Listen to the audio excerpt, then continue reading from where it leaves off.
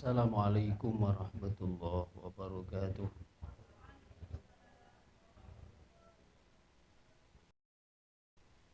Alhamdulillahi wahdah. Assalatu wassalamu ala man la nabiyya ba'dah. Asyhadu an la ilaha illallah wahdahu la syarika lah. Wa asyhadu anna sayyidana wa nabiyyana Muhammadan abduhu wa rasuluh. Allahumma salli ala nuril anwar wa sirril asrar wa tiryakil aghyar wa miftahil babil yasar.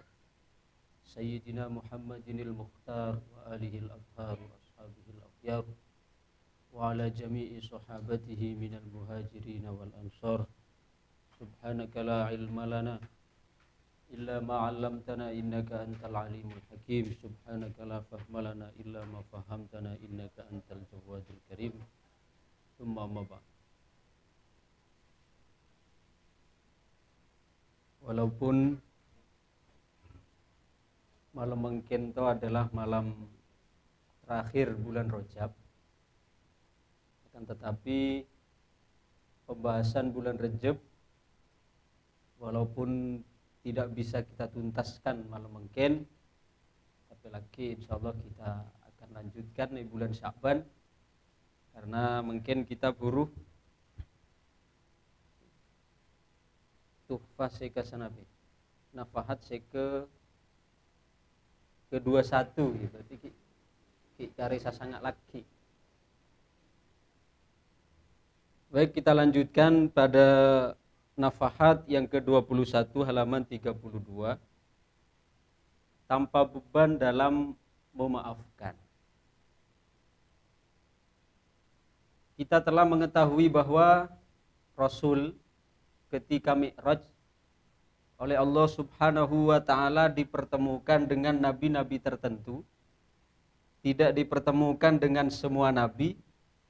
Itu karena ada pesan khusus yang ingin Allah sampaikan, bahwa ketika beliau turun nanti itu akan mengalami seperti yang dialami oleh nabi-nabi yang beliau jumpai di langit.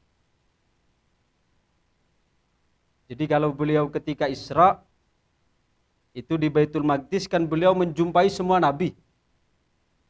124.000 orang semua bertemu dengan beliau di Baitul Maqdis.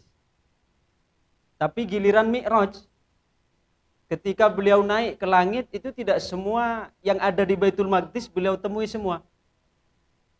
Hanya nabi-nabi tertentu saja yang ditemui oleh beliau di langit. Yang mana telah kita bahas dua langit. Langit pertama bertemu dengan Nabi Adam, yang isyaratnya adalah apa? Allah ingin menyampaikan bahwa nanti ketika Rasulullah kembali ke bumi, beliau akan menjumpai pengalaman yang serupa seperti pengalaman Nabi Adam.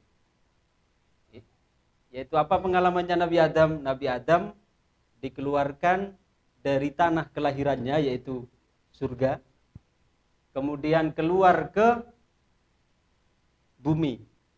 Kemudian nanti beliau akan dikembalikan lagi ke surga. Maka isyaratnya Rasulullah juga begitu. Nanti ketika beliau kembali ke bumi, beliau akan dikeluarkan dari tanah kelahirannya, yaitu Mekah.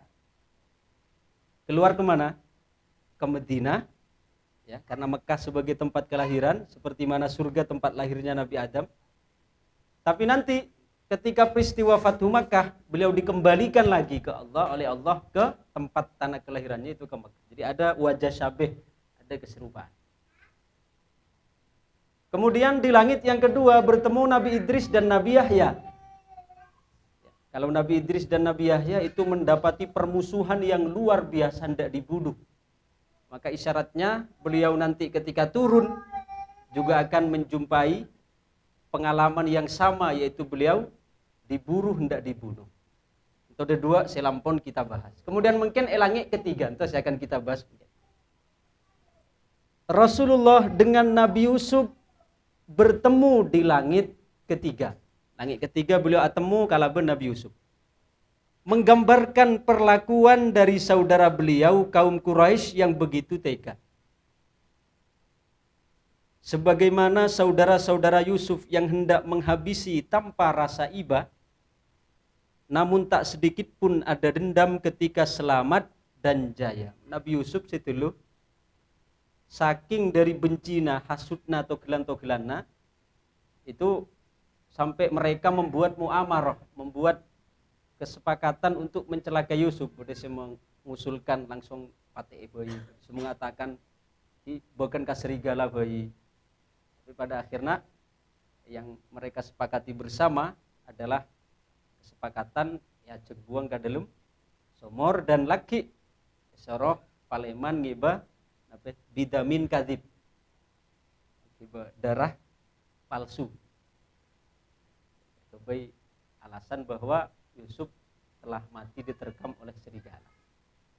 Tapi ketika Nabi Yusuf jaya, beliau keluar ke Allah dari dalam somor, kemudian etemu oleh kafilah. Kemudian setelah itu beliau ya singkat cerita ditiraja, maka saudara-saudarana semua merasa takut dan mereka mengira bahwa Yusuf akan memberikan balasan yang setimpal. Tapi Nabi Yusuf malah mengatakan la tathriba alaikumul yauma yaghfirullahu li walakum. Saya sebutakan ini toh. Bahkan dimaafkan dengan lapang dada seraya berkata la tathriba alaikumul yauma yaghfirullahu li walakum. Pada hari ini tidak ada cercaan terhadap kalian, semoga Allah berkenan mengampuni kita. Itu menjawabannya Nabi Yusuf. Tapi Kanjeng Nabi kita lihat ini persis juga Rasulullah ucapkan saat Fathu Makkah. Ketika saat beliau Fathu Makkah, kembali ke Makkah, umat Islam lah kuat. Sampai para sahabat mengatakan, ya Rasulullah, hadza yaumul malhamah. Ya Rasulullah, engkau adalah hari untuk balas dendam. Saatnya untuk balas dendam. Bacaan sahabat. Tapi Nabi Rasulullah, bal hadza yaumul marhamah. Para sahabat ni gila ngucapna Kanjeng Nabi sebagai hari balas dendam, tapi Rasulullah malah mengatakan la bal hadza yaumul marhamah. Ini adalah hari kasih sayang. Kemudian Nabi Kanjeng Nabi beliau mengatakan ke orang-orang kafir entah, idhabu wa antumut tulaqa. Pulanglah kalian, sungguhnya kalian telah aku bebaskan, telah aku maaf. Kan pada keserupaan kalau Nabi Yusuf lagi. Nabi Yusuf Toglan nasib dulu menghasut yang dulu membenci, beliau mengatakan apa? La tathriba alaikumul yauma yaghfirullahu li. Pulanglah kalian karena sungguhnya kalian telah aku maafkan. Pun Kanjeng Nabi apa? Idhabu wa antumut tulaqa. Pulanglah kalian sungguhnya kalian telah aku maaf. Kan pada titik temu nadit. Kawan. Idhabu ketika kaum Quraisy mengira beliau akan bantai habis semua. Idhabu wa antumut tulaqa. Untuk dawuhna Kanjeng Nabi, pergilah atau pulanglah kalian dengan bebas dengan pemberian maaf yang diperoleh. Orang sehebat adalah memiliki kemampuan untuk membalas tapi bisa memaafkan. Itu orang sehebat. Mun kita tak mampu membalas, saking polana tak kelar, bener. Karena di antara kesempurnaan futuah orang kesatrian itu adalah apa? Al-afu indal maqdarah, mampu memaafkan padahal mampu untuk memberikan balasan. Mun bula tak kok simbolisa memaafkannya ya bermaaf boleh, cek simbolisa bula tak kelar. Umpamana mungkin bula lagi. Bula ka Pak Humaydi misal. Bula takut ka Pak Humaydi.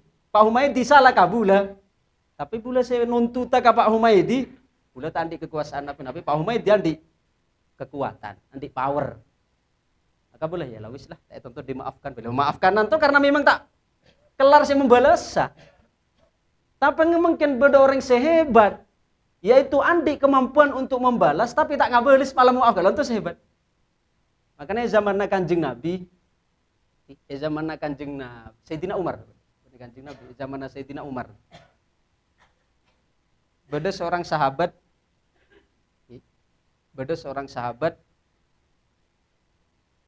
tentu terkena kasus. Akhirnya datang ke Sayyidina Umar untuk diadili. Senape kasusna beda dua orang sekembar kakak alek bapak nanto epate oleh salah satu dari orang ento. Kemudian ada dua orang sekembar ento kakak alek berhasil menangkap orang semate bapak. Iki baga Sayyidina Umar. Karena kakalian tuh kasih ya Amirul Mukminin untuk orang sempon mate bapak nabula. Maka bula sebagai wali udam, sebagai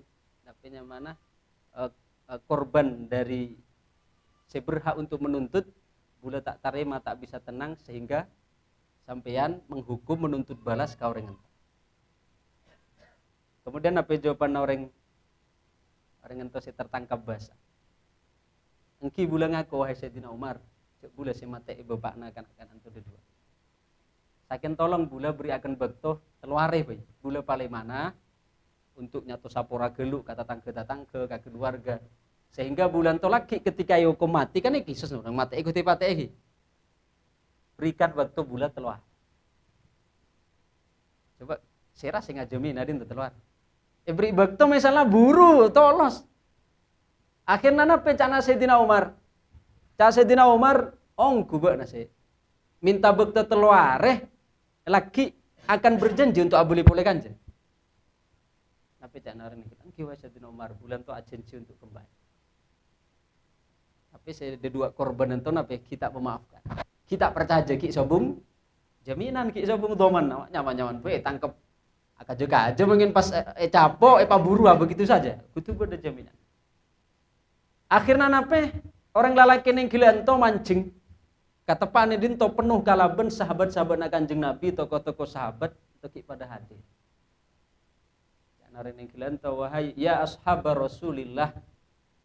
Masa tade di antara kalian kirana si sanggup untuk ngajamin eson.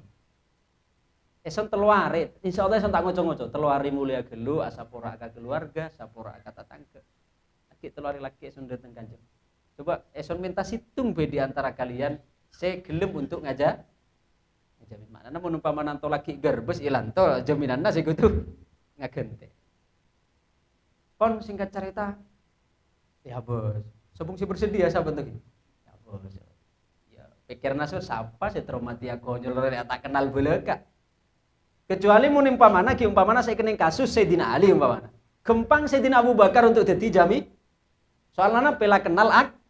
Lo untuk tak kenal saya rasa. Kita oning karakter naberma. Pon singkat cerita, iulangin pole pertanyaan naga orang ini. Ong kula tada ong kuria sahabat Kanjeng Nabi tadi sih. Bengal ngajamin togelan na sesama muslim. Karena kemudian mancing sahabat Abu Dzar Al-Ghifari. Sahabat Abu Dzar Al-Ghifari kapan ngajak? Bula, gelem untuk dadi jaminan naginto. Kon setelah mancing di lai napenya mana? Lai tandai sahabat Abu Dzar dadi laki mun misalna telu hari laki tak datang, Abu Dzar saya kae sombelin telu laki. Mulai pas Paleman hari pertama, hari kedua, hari ketiga. Jam yang ditentukan, tiba saatnya yang ditentukan. Kumpul kabeh hakimna, kodina, polisina, saya hendak mengeksekusi entok. Waktu kurang 5 menit kita ada. Bayangkan tegangna suasana berumah kira-kira. Tentu saya paling deg-degan saya kira-kira. Abu Dzar saya tadi jaminan.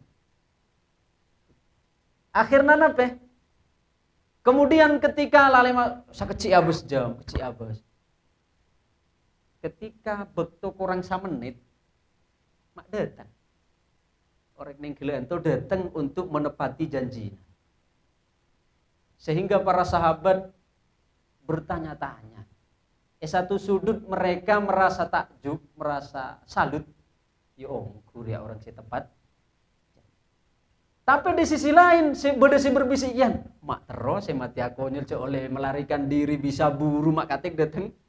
Oh. Akhirnya napa Sayyidina Umar atanya. Karena Sayyidina Umar, wahai si fulan, engkau memiliki kesempatan untuk lari. Engkau memiliki kesempatan peluang untuk pergi jauh, tidak bisa kami temukan.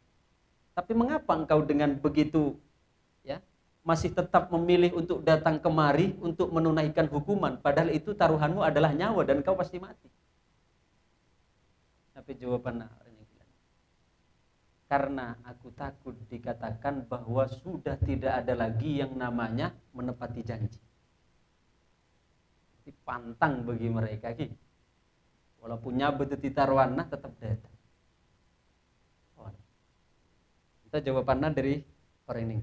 Kemudian Sayyidina Umar tanya ke sahabat Abu Dzar mungkin. Mbak nangkin Abu Dzar. Mbak narek mak gempang dulu percaja kau orang rela menjaminkan nyawamu terhadap orang saya tak pernah kenal akrab gampang bae. Kita launing sifatna bro. Tak kenal-kenal. Napa jawaban Abu Dzar? Karena aku khawatir dikatakan bahwa tidak ada lagi dari sahabat Rasulullah yang ingin menolong saudaranya. Akhirnya napa? Ada dua kanak-kanak to, saya nuntut ke Sayyidina Umar. Dia mengatakan apa? Ya Amirul Mukminin, bula berdua sebagai wali yudam mungkinlah sepakat untuk memaafkan orang yang mati bapak nabulan. Karena peta Sayyidina Umar, loh bener ya beremah di arena datang kanjo nangkep untuk minta tuntutan, tapi yang kene malah dimaafkan. Apa motifmu sehingga engkau mampu memaafkan? Tapi jawaban ada dua kanak-kanak. Karena aku khawatir dikatakan bahwa sudah tidak ada lagi orang yang mampu memaafkan ketika dia mampu untuk menuntut balasan. Coba indah nanti. Akhirnya cair pon. Sento terselamatkan, se Abu Dzar terselamatkan, Sento juga memaafkan. Lah entah orang saya hebat yang mampu untuk menuntut balasan, mampu untuk ngabeles tapi mampu memaafkan. Itu memang jadi tandana orang saya ngunduh ampunan Allah, gampang untuk memaafkan orang. Kon laklop, mon orang dari Allah oleh ampunan, tandana gampang memaafkan kesalahan orang lain.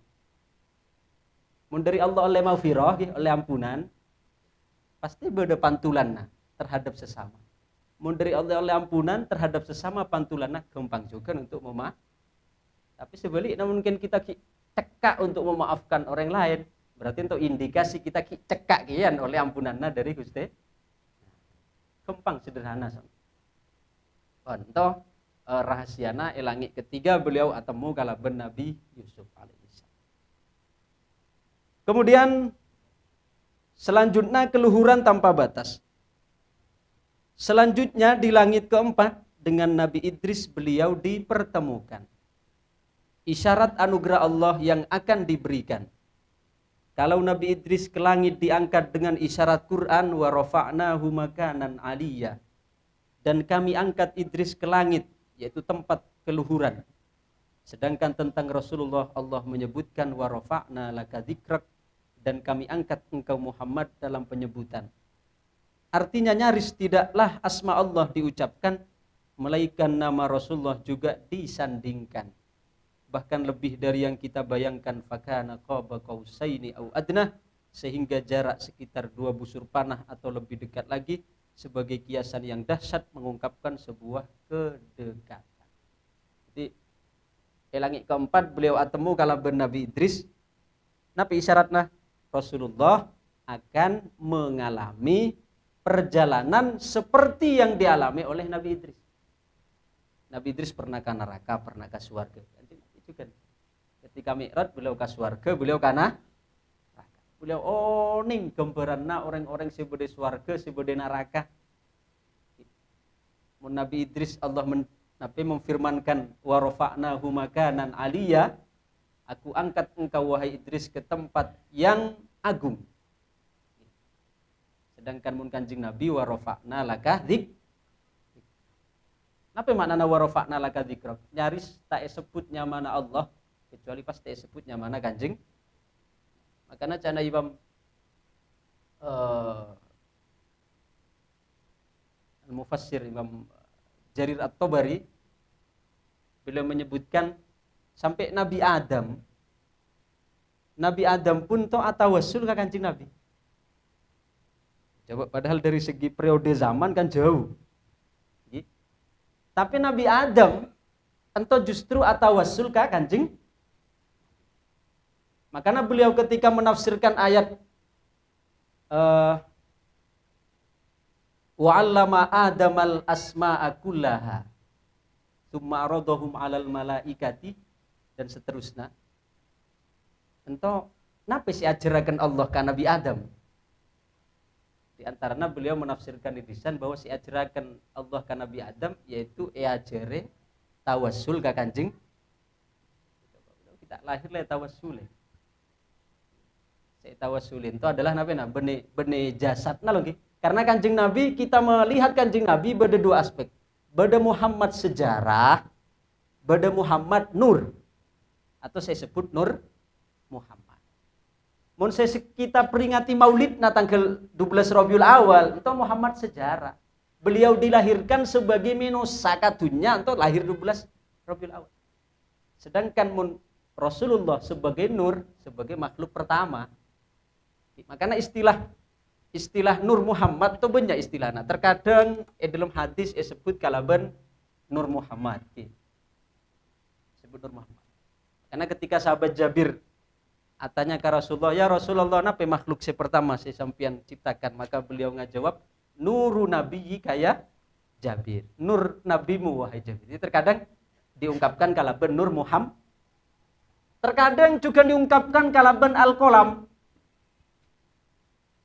Dalam riwayat lain, Allah pertama menciptakan makhluk yaitu Al-Qalam.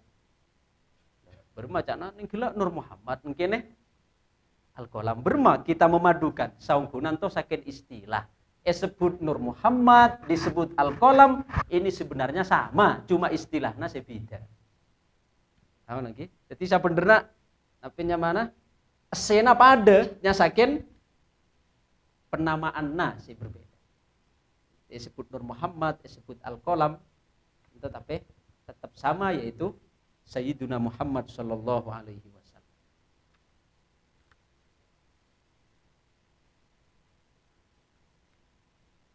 Kemudian awalnya membenci, akhirnya mencintai. Kita esaki.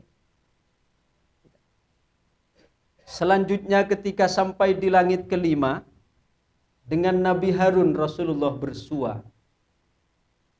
Langit kelima beliau atemu kalaban Nabi. Apa mak Nabi Harun? Allah ingin menyampaikan, ya Rasulullah, lagi panjenengan mula-mulai ka bumi akan atemu seperti saya temui pengalamanna oleh Nabi. Berma Nabi Harun? Nabi Harun hampir dibunuh oleh kaumnya ketika menggantikan Nabi Musa pergi ke Tur Sina. Jadi Nabi Harun itu sebagai alekna Nabi Musa. Ketika Nabi Musa agi 40 orang Bani Israel ke Tur Sina sebagai delegasi itu, maka umat nanto kang Nabi Musa epatoro ka alekna yaitu kan Nabi Harun. Nah, pada saat Nabi Musa kalaban 40 orang ento pergi ke Tur Sina, di belakang beda sianya Musa Samiri. Musa Samiri itu. Nah, Musa Samiri itu datang ke Bani Israel. Cakna Musa Samiri, wahai Bani Israel, sama abu na lambat-lambat tunggu Musa 40 hari atau tunggu berita dari pangeran. Sonria cepet tak sampai seminggu bisa mempertemukan engkau dengan Tuhan kalian. Karena orang-orang Bani Israel penasaran dan mereka minta diberitahu napi syaratna. Karena Musa Samiri mengatakan syaratna adalah pakompol perhiasan kalian. Tisian di geleng, pakompol geleng-geleng na kalung-kalung na seluk na sengkang na kabeh. Pakopolong titi situng kemudian eka gebei patungna sape. Eka gebei patungna apa bahasa Jawa pedet ki. Iki Pak Medi. Pedet ki menanana sape. Kemudian ketika leka gebei kamu sasamiri latut tibuduna sape hiasi pakai minyai dan anehna buduna sape terbuat dari emas ning gila bisa apandir. Bisa mengeluarkan suara. Maka cakna Musa Samiri lho ria pangeran nabeuna kamas ya lambat atau gumu 40 hari. Ria pangeran nabeuna maradu aku jak tak jawab. Akhirnya mereka musyrik Nabi Musa mangkata beriman, mungkin datang Musa Samirin toh nyembah budukna patung sapi. Datang Nabi Musa. Sakitakna Nabi Musa datang kan ipatorok kan Nabi Harun. Nabi Harun bener tak kan nasihati tiap waktu datang. Tapi setiap kali datang selalu along palang oder lepok sepat. Sehingga Nabi Harun tak bengal maju pun. Maka pada saat Nabi Musa turun dari Bukit Tursina, ngamuk beliau. Pertama kali ngamuk, ya Nabi Harun. Seorang saya patoro orang saya pasrah untuk Nabi ajaga. Maka ngamuk. Ngamukna beliau, ya riwayataken jenggukna Nabi Musa, Nabi Harun teh pergem oleh Nabi Harun dari serang nasi mergem bekas na tekuan nanto langsung aubenan. Coba ilmu napis yang Nabi sakini teguk padahal awalnya celengkap di jenggukna Nabi Harun. Teguk kan Nabi Harun kan Nabi Musa langsung potek. Sepoten to benih kapi jengguknya bekas pergeman atok. Bekas pergeman atok. Nah, maka Nabi Musa langsung duduk nasapen toh terbuat dari emas langsung ipatoron. Patoron langsung benting kan Nabi Musa dan ibekar.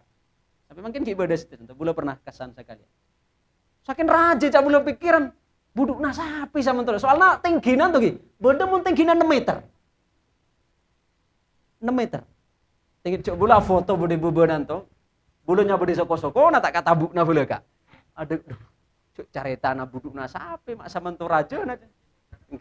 Karena belum mikir pula iya orang situ dulu raja menuntut ukuran orang itu dulu memang pantas lah itu adalah budukna bisa mentok korbina boleh beremah akhirnya patoron ke Nabi Musa bekar dan orang-orang se kadung menyembah berhalan toh datang wahyu dari Allah esora tobat dan kesempurnaan tobatna esoro sombeli situng-situng. Ingat raja kurban lah. Sombeli situng-situng. Sampai tersisa karesa nape orang oleh ampunan dari Allah tak payah sombeli tapi oleh ampunan. Sisai. Nah, orang sisa nanto sebelum nani gila kan memusuhi Nabi Harun. Mungkin mereka mencintai Nabi Harun. Entahlah gambaranna anak beliau temu kalaban Nabi Harun, soalnya Kanjeng Nabi juga akan mengalami pengalaman yang serupa, yaitu beliau setulai benci juga kaum umatna, tapi ketika beliau dalam peristiwa Fatu Makkah, beliau dicintai. Terus saya kocak, Nabi Harun hampir dibunuh oleh kaumnya ketika menggantikan Nabi Musa pergi ke Tursina. Kemudian mereka kembali mencintai setelahnya, persis juga terjadi pada Nabi kita. Pada saat di Makkah diburu hendak dihabisinya, tetapi nanti setelah Fatu Makkah mereka mencintai dengan hati terbuka. Masuci zat yang hati hamba berada dalam genggamannya, qulubul ibadi baina usbu'air rahman yuqallibuhu kaifa yasha. Hati hamba berada di antara dua jarinya yang membolak-balikkan sekehendaknya. Dua jari sebagai kiasan bahwa dalam merubah bagi Allah sangatlah mudah tanpa siapapun yang mampu memaksanya. Dinto kita harus paham boleh. Karena mun tak paham kita dinto rawan. Kita lanjut dan betul. Loh.